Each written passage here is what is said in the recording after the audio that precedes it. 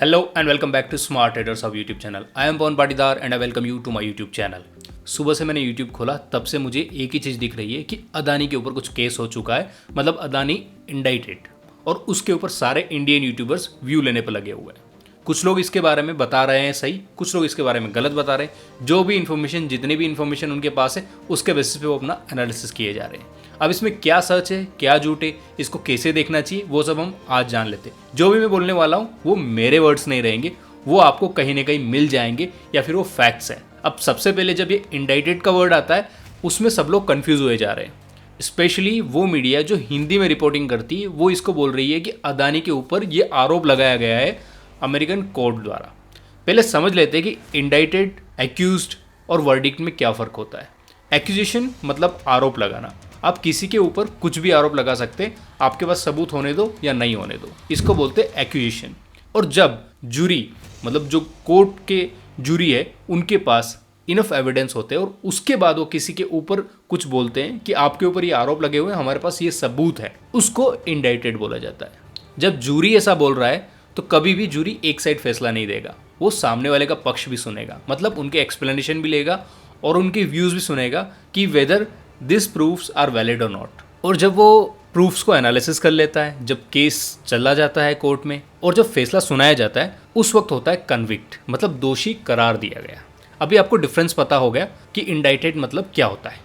अब ये समझ लेते हैं कि वो मैटर है क्या। जैसे ही मुझे उस मैटर के बारे में पता चला, मैंने इंटरनेट पर रिसर्च चालू कर दी। और जैसे मैं इंटरनेट रिसर्च चालू करता हूँ, आप स्क्रीन पे देख सकते हैं, Gautam Adani indicted in US live updates.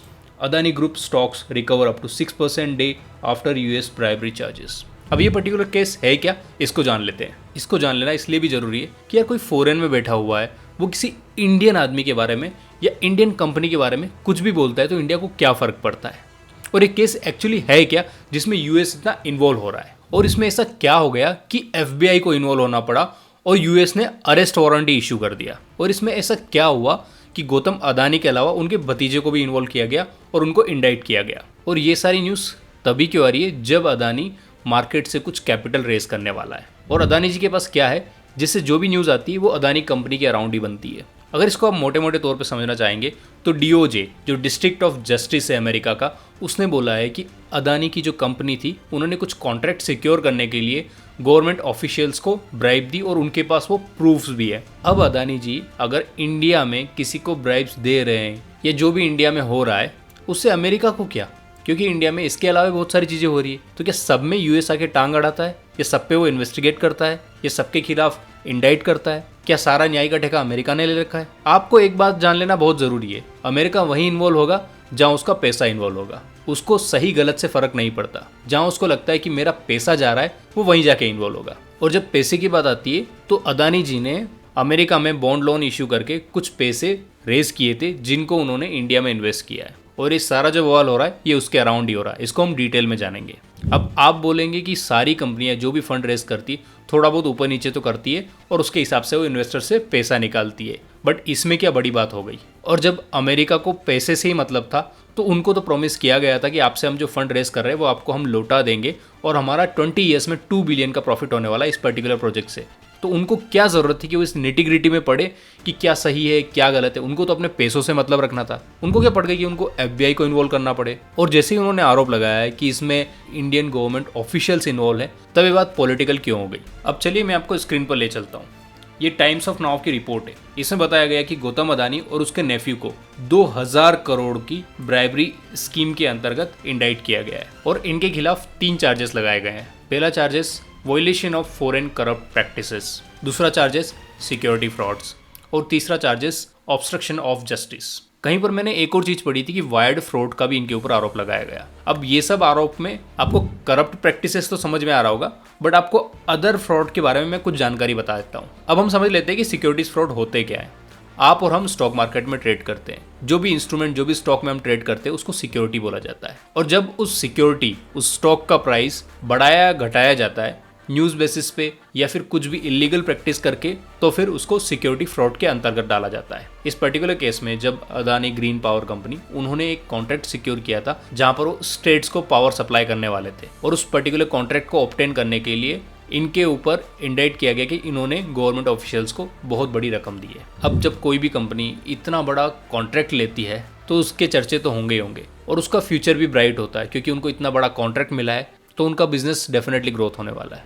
और जब उनका बिजनेस ग्रो होने वाला है तो इन्वेस्टर आके उस पर्टिकुलर कंपनी में पैसा डालते हैं, तो उस कंपनी का स्टॉक बढ़ता है, मतलब उस कंपनी की सिक्योरिटी बढ़ती है। तो जो सिक्योरिटी के साथ मैनिपुलेट हुआ है वो न्यूज़ बेस्ड हुआ है। इस केस में इसी को सिक्योरिटी फ्रॉड कहा गया है। अब बात कर लेते हैं ऑब्स्ट्रक्शन ऑफ जस्टिस या फिर वायर्ड फ्रॉड के बारे में। ऑब्स्ट्रक्शन ऑफ जस्टिस में इनकी जो कंपनी के हेड थे जो अमेरिका में थे, उन्होंने कुछ मिस इन्फॉर्मेशन दी थी या फिर कुछ इन्फॉर्मेशन छुपाई थी इन्वेस्टिगेशन के दौरान, और इसी को यहाँ ऑब्स्ट्रक्शन ऑफ जस्टिस कहा गया है। अब जो मैंने एक और चीज़ पढ़ी थी वो थी वायर्ड फ्रॉड, कि इनके ऊपर वायर्ड फ्रॉड के भी चार्ज लगाए गए हैं। वायर्ड फ्रॉड का मतलब है कोई भी इलेक्ट्रॉनिक कम्युनिकेशन से उसके द्वारा कुछ फ्रॉड किया गया।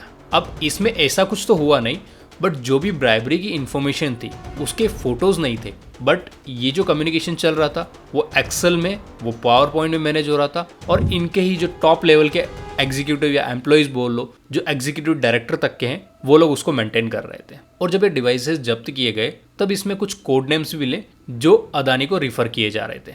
अब टोटल जो रकम दी जानी थी गवर्नमेंट ऑफिशियल्स को वो पार्ट्स में दी जानी थी। तो अभी तक जो ट्रांजैक्शन हो चुके वो 1750 करोड़ के ट्रांजैक्शन हो चुके हैं। अब ये पूरा केस क्या है इसको जान लेते हैं। Solar energy corporation of India, जिसको शॉर्ट फॉर्म में सेसी बोलूंगा, वो गवर्नमेंट के साथ एक एग्रीमेंट साइन करती है जिसको पावर सिक्योरिटी एग्रीमेंट भी बोला गया है, कि वो गवर्नमेंट को 7000 मेगावाट का पावर सप्लाई करेगी। जब मैं गवर्नमेंट की बात कर रहा हूँ तो कोई एक स्टेट की गवर्नमेंट नहीं है। छत्तीसगढ़, जम्मू कश्मीर, आंध्र प्रदेश, ओडिशा, तमिलनाडु, इन सारी गवर्नमेंट ने मिलके सेसी को बोला कि आप हमें पावर सप्लाई कीजिए, इसके बदले में हम लोग पैसा देंगे। अब इसमें ब्राइबरी की बात कहाँ आ जाती है, तो ज़रा गौर फरमाइए कि अगर आपने कोई कॉन्ट्रैक्ट निकाला कि हम लोग पावर के लिए इसको आउटसोर्स करने वाले हैं और गवर्नमेंट ये कॉन्ट्रैक्ट निकालने वाली है, तो कोई स्टेट की कंपनी भी इसको ले सकती थी।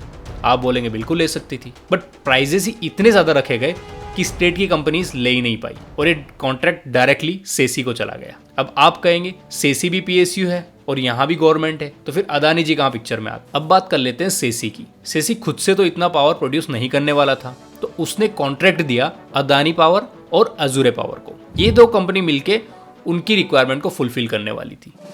और यहाँ पर एंट्री होती है अदानी जी की। अदानी जाते हैं और उस टाइम पे जो आंध्रा के सीएम थे जगन मोहन रेड्डी, उनसे मिलते हैं और उसके बाद ये कॉन्ट्रैक्ट साइन होता है। और ऐसा बताया जा रहा है कि उस मिलने के दौरान ये ब्राइबरी दी गई। अब उसके बाद ऐसे ही कॉन्ट्रैक्ट जम्मू एंड कश्मीर के साथ, ओडिशा के साथ, तमिलनाडु के साथ और वेरियस अदर स्टेट के साथ भी साइन किए जाते हैं। अब जब मैं अदानी पावर का नाम आपके सामने ले रहा हूँ तो आप सोच रहे होंगे कि अदानी जी अदानी पावर से डायरेक्टली रिलेटेड है, जबकि ऐसा कुछ भी नहीं है। अदानी जी के जो नेफ्यू है सागर अदानी, वो अदानी पावर को लीड करते हैं। बट ये जो पर्टिकुलर डील हुई इसमें अदानी जी का भी इन्वॉल्वमेंट था। अब बात होती है कि इसमें यूएस का इन्वॉल्व हो गया।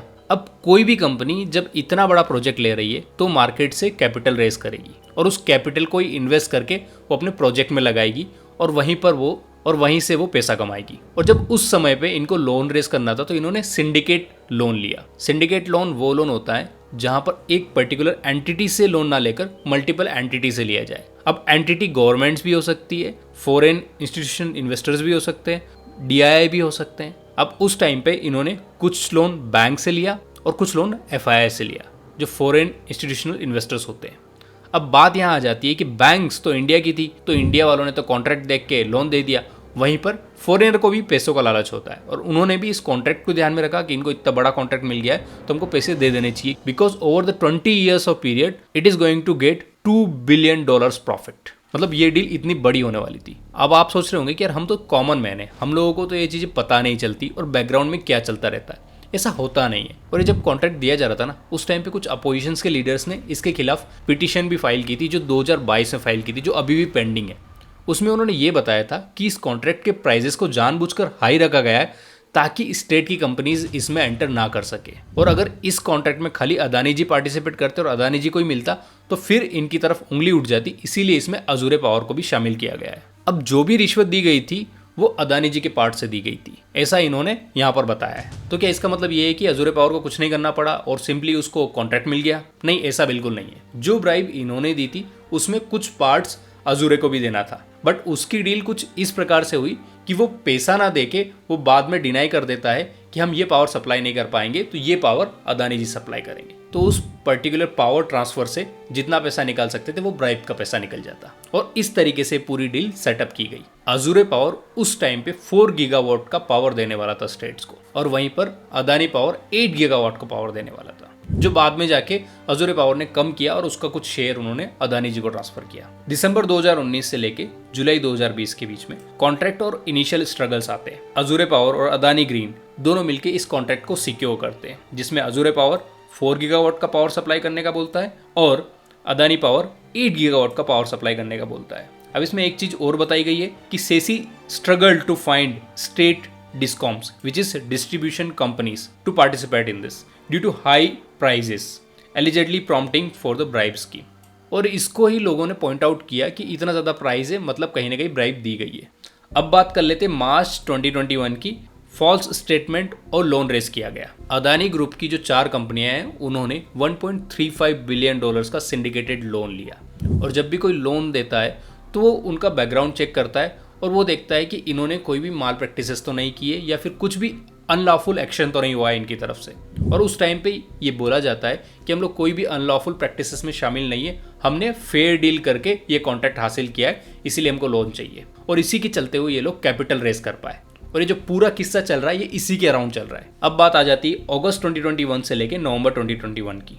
इस टाइम पे गौतम अदानी जी और उसकी टीम गवर्नमेंट ऑफिशियल्स के साथ एक मीटिंग करती है और ये मीटिंग उस दिन होती है जिस दिन सेसी और गवर्नमेंट्स का PSA साइन करने वाला था, मतलब पावर सेल एग्रीमेंट। टोटल मिला के 2029 करोड़ में ब्राइब फाइनल की जाती है, जिसमें से 1750 करोड़ ही अभी दिए गए। और जब ये आंध्र प्रदेश की डील फाइनल हो जाती है, और ऐसा नहीं कि खाली ये आंध्र प्रदेश से ही डील साइन हुई है, इसके अलावा ओडिशा, जम्मू कश्मीर, तमिलनाडु और छत्तीसगढ़ से भी इनका PSA साइन हो जाता है। जब इनका PSA साइन हो जाता है तो अदानी पावर को अपना कैपिटल रेस करना होता है, इसलिए वो लोग जाते हैं अमेरिका में कैपिटल रेस करने के लिए सितंबर 2021 में, जिसमें अदानी ग्रुप $750 मिलियन के बॉन्ड्स इशू करता है US में और उसके थ्रू कैपिटल रेस की जाती है। अब बात ये थी कि मल्टीपल स्टेट्स कंपनी आ गई थी प्ले में, बट वहां पर ये फिक्स नहीं किया गया था कितनी पावर कौन परचेस करेगा। अब दिसंबर 2021 की बात आती है जहां पर आंध्र प्रदेश एग्री करता है कि मैं 7 गीगावाट की पावर को परचेस करूंगा। अब बात यह आ जाती है कि अगर हाई प्राइसेस में पावर परचेस की गई तो उसका बर्डन किसके ऊपर आया?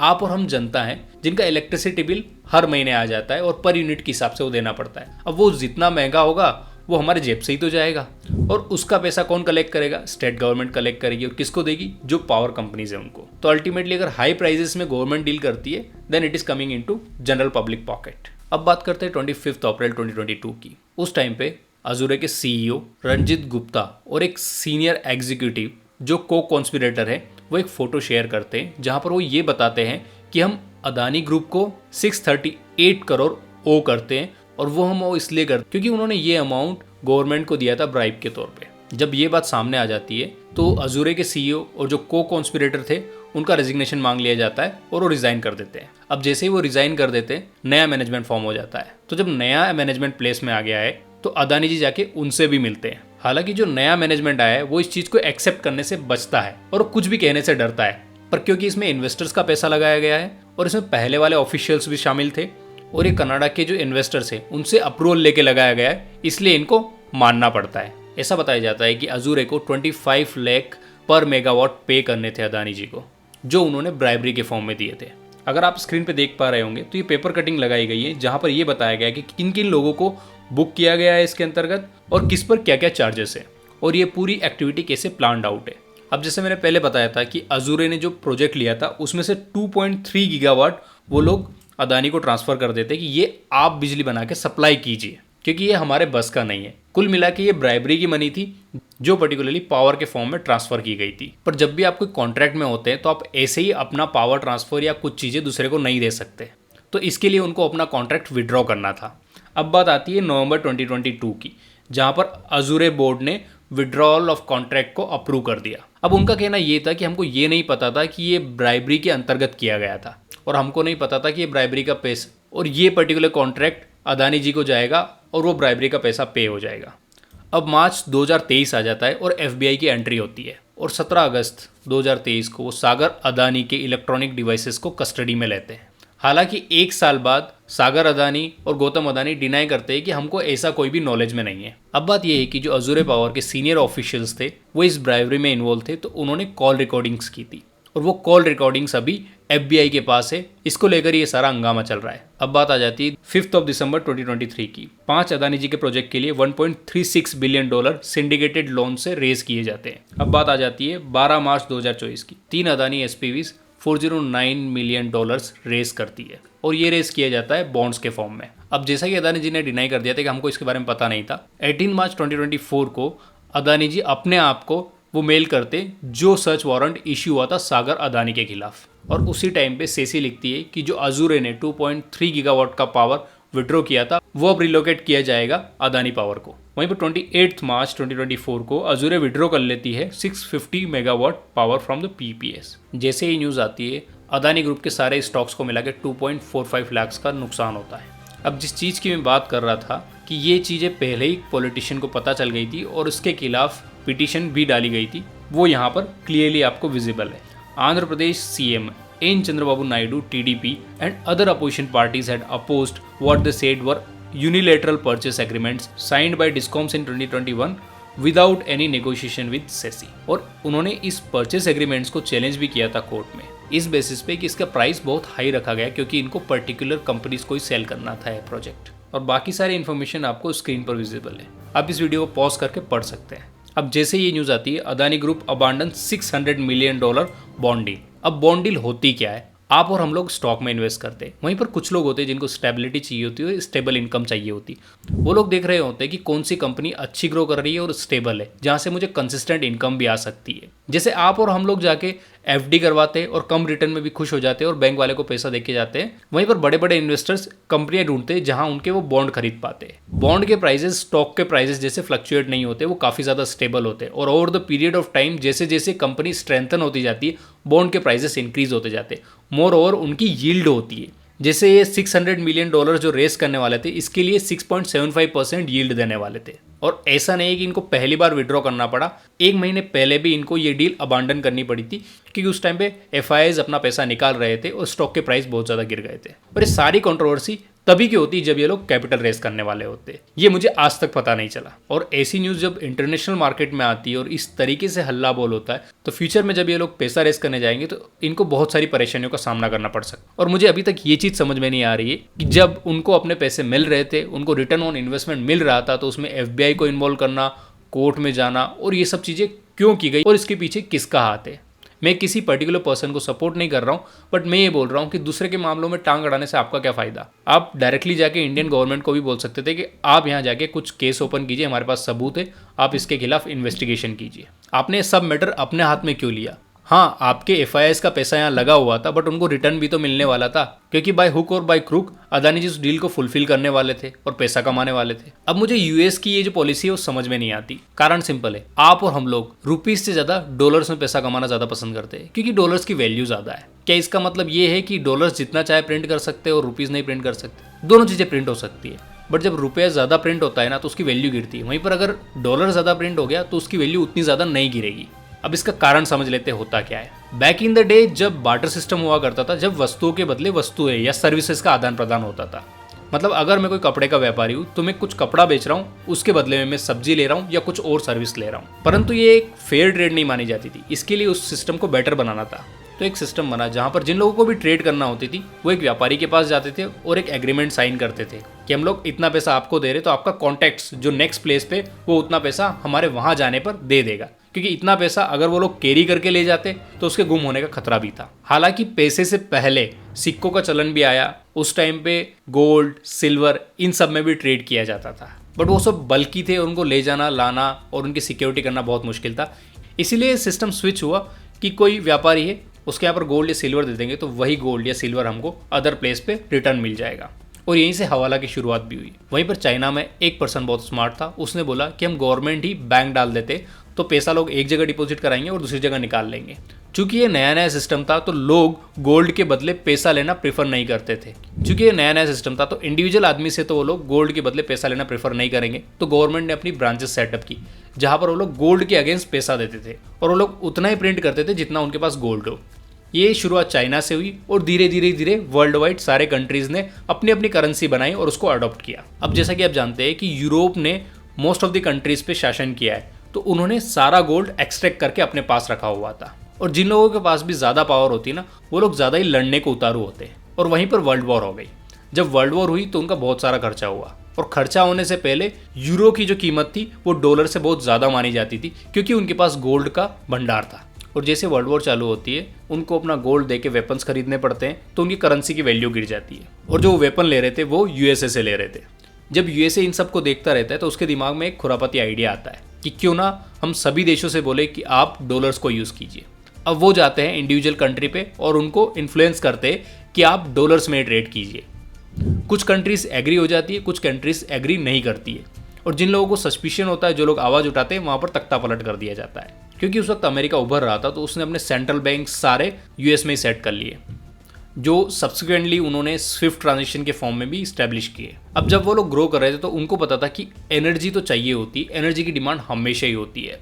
वो लोग गए अरब कंट्री में जो सिर्फ क्रूड ऑयल प्रोडक्शन करना जानते थे, पर उन्हें सिक्योरिटी की चिंता होती थी, उनको रिफाइन करना नहीं आता था। इन लोगों ने बोला कि हम आपको सिक्योरिटी देंगे और रिफाइन करना भी सिखाएंगे, बट आपको बदले में डॉलर्स में ट्रेड करना होगा। और जैसा कि उस समय सबकी अंडरस्टैंडिंग थी कि पर्टिकुलर करेंसी के बदले हमको गोल्ड मिल जाएगा। पर जैसे जैसे लोग डॉलर्स में ट्रेड करने लगे, यूएस ने सोचा क्यों ना हम लोग ज़्यादा अमीर बन जाते, तो उन्होंने पैसा ज़्यादा छापना स्टार्ट किया। अब यूएस उस वक्त ये सोच रहा था कि अगर कोई कंट्री आती है और बोलती है कि डॉलर्स के बदले हमको गोल्ड दे दो, तो हम लोग दे देंगे। बट उन्होंने ये नहीं सोचा था कि जब सारी कंट्रीज एक साथ आ जाएगी और डॉलर्स के बदले गोल्ड मांगेगी तो हम नहीं दे पाएंगे। उनने कुछ सिचुएशन इमेजिन ही नहीं की थी कि ऐसा सिचुएशन कभी होगा। बट जब महामारी आई और कुछ वर्ल्ड वॉर के सिनेरियो हुए, उस टाइम पे बहुत सारी कंट्रीज आई और वो डॉलर्स के बदले गोल्ड मांगने लगे। अब उनके पास इतना गोल्ड था नहीं। ये बात है 1971 की, जब रिचर्ड निक्सन प्रेसिडेंट थे अमेरिका के। जब सब लोग गोल्ड मांगने आ रहे थे तो उन्होंने एक लॉ पास किया और बोला कि आपको डॉलर्स के बदले गोल्ड नहीं मिल सकता, आप डॉलर्स में ट्रेड कीजिए। और उसके बाद से अमेरिका जितना चाहे उतना डॉलर्स छाप सकता है और उसको कोई रोक भी नहीं सकता। और जब उसके पास एक वेपन का बिजनेस बन गया तो उनको पता है कि जहां पर भी वॉर होगी वहां पर ये वेपन सेल होंगे, तो वो लोग उसी बिजनेस पे फोकस करते हैं और इनडायरेक्ट वॉर करवाते हैं कंट्री के बीच में। अब ये सारी इन्फॉर्मेशन आपको इतनी डिटेल में इंटरनेट पर इतनी ईजिली अवेलेबल नहीं होगी, क्योंकि इसको प्रमोट नहीं किया जाता। प्रमोट ना करने का कारण ही यही है क्योंकि ये यूएस ने किया है, और सारी कंपनीज जो सोशल मीडिया पर हैं वो सारी यूएस की है। आप इंस्टाग्राम यूज़ करते हैं, आप फेसबुक यूज़ करते हैं, आप गूगल यूज़ करते हैं, आप यूट्यूब यूज़ करते हैं, सारी चीज़ें यूएसए से निकल के आती है। तो यूएसए के खिलाफ तो कुछ चीज़ें सुनना पसंद नहीं करेंगे। अब जब 1971 में प्रेसिडेंट निक्सन ने बोल दिया कि डॉलर्स के बदले हम लोग गोल्ड नहीं देंगे, और उस टाइम पे इस पर्टिकुलर इवेंट को निक्सन शॉक बोला गया। आप जाके गूगल सर्च करके देख लीजिएगा, आपको इसके सारे प्रूफ मिल जाएंगे। मेरा ये पूरा स्टोरी बताने का एक ही मतलब था कि अगर अमेरिका खुद ऐसी हरकतें करता है तो उसको तो कोई कुछ बोल भी नहीं सकता। अगर कुछ बोलेगा तो तख्ता पलट कर दिया जाएगा। तो यहाँ पर कुछ जनता बोलेगी कि क्यों ना कंट्रीज अपने खुद के रुपीज में या फिर अपनी खुद की करेंसी में ट्रेड कर ले। ऐसा नहीं है कि ये कभी ट्राई नहीं किया गया, बहुत बार ये ट्राई किया गया, बट ये छोटे स्केल पर ही पॉसिबल हो पाता है, क्योंकि हर एक कंट्री के पास इंपोर्ट करने को बहुत सारी चीजें बट एक्सपोर्ट करने को बहुत कम चीजें। तो करेंसी के बदले करेंसी उतनी नहीं मिलती। जैसे हम लोग अगर रशिया से क्रूड ऑयल खरीद रहे हैं तो रशिया और इंडिया में रूबेल और रुपीस का एक्सचेंज चल रहा है। अब अगर रशिया रुपीस ज़्यादा इकट्ठा भी कर लेता है और रशिया को कुछ सर्विसेज चाहिए होती है, तो इंडिया तो सारी सर्विसेज सप्लाई नहीं कर पाएगा, तो उनका जो रिजर्व है रुपीस का वो तो यूजलेस हो जाता है। इसीलिए लोकल करेंसी में ट्रेड करना इतना पॉसिबल नहीं हो पाता है। टाइम टू टाइम लोग करते रहते हैं, बट उसको अभी भी उतने स्केल पर नहीं पहुंचाया जा सका है। अब मैंने आपके सामने सारे पक्ष रख दिए हैं, आप मुझे कमेंट करके बताइए कि इस केस में क्या होना चाहिए। यूएस की क्या भूमिका है, इंडिया की क्या भूमिका है, और क्या कोर्स ऑफ एक्शन होना चाहिए। Thank you guys for watching this video. If you found this video helpful then hit the like button and consider subscribing to my channel.